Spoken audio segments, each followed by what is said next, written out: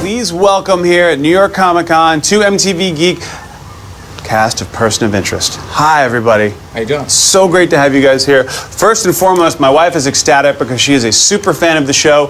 Who turned her on to it? This guy right here. That's right. She always doubts me, and I'm always right. That's how it works. She's watching for you now. Yeah, pretty much, yeah. Our TV. You know, having children really upsets the television watching schedule, I find, because I keep hoping they'll just figure out how to take care of themselves, and they don't. It's very, very, very frustrating. You didn't get the manual? I'm sorry, what? You didn't get the manual? You have one? I have one. Do you have it with you? I got a guy.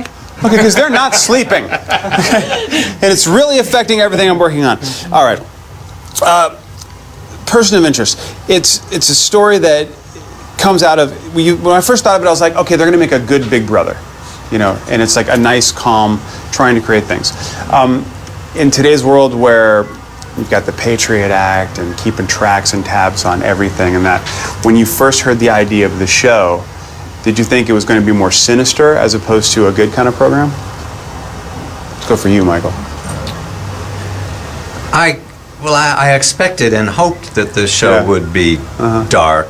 Mm-hmm. I can't think of many bright aspects to a surveillance system like the show is based on. So my dream has come true. It turns out to be fairly dark, and the writers have done a good job of finding the 100,000 different ways that can be a dramatic problem. Yeah, it's crazy the things they come up with down to just, I like it when it zooms in, and I basically what I'm saying is the show's now made me more paranoid about the GPS on my phone.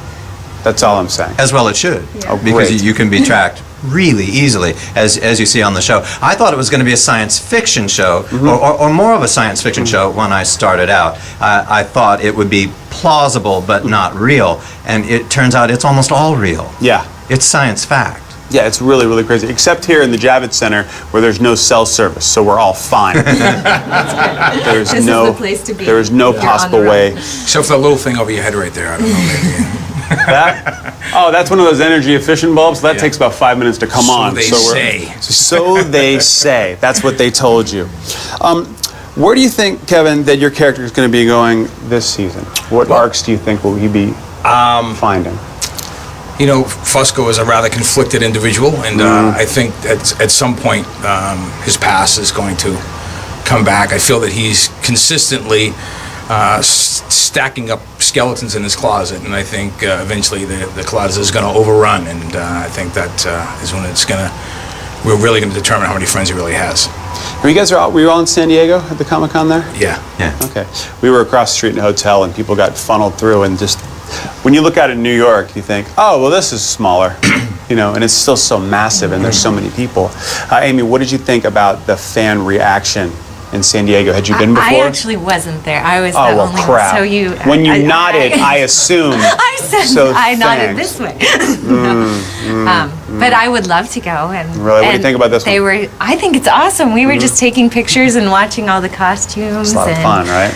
I kind of just want to go out there and mingle. You should go hang out. A lot of cool folks hanging out there. Have you guys had your panel yet? No. Right after this. Right after this. Okay. Now, how does that work? Is it going to be a strict Q&A? Is there a monitor or moderator? Not I monitor. said there was a moderator. I think they have a reel to show and a moderator, but it will open up to questions. Have you done those before, Amy? You know, this is my first time at kind of a big Comic-Con, but I was on a show. It is exciting. This is our first venture out into it. But I've done. I was on a show called Angel that was spin off of Buffy, and they had just cons for only Angel fans. So it was like, you know, you walk in and you feel like Julia Roberts, and then you leave, and then you're like, oh. I didn't know the Angel did that. You can't get a cab, Wow. I wonder if they do the same thing for Bones. I have to shift gears here slightly, and forgive me, but Michael, you're the Joker in Dark Knight Returns. I'm told. You are told. I remember being in a booth and you're told, and screaming and fighting, and but I think I have one of the last lines in part 1, but I have a lot to do in part 2, which the world will see in March. Are you familiar with the Dark Knight Returns comic book? Are you familiar with this?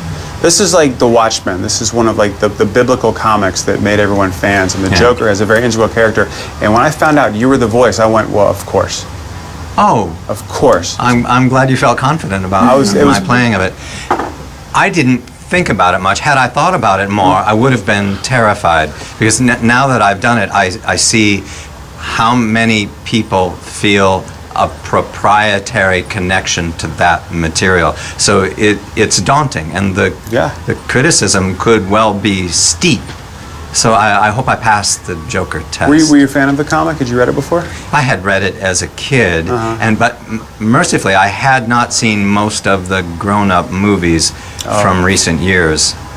My role model for the Joker was Cesar Romero from the 60s. Go ahead and paint white over the mustache. No one will notice.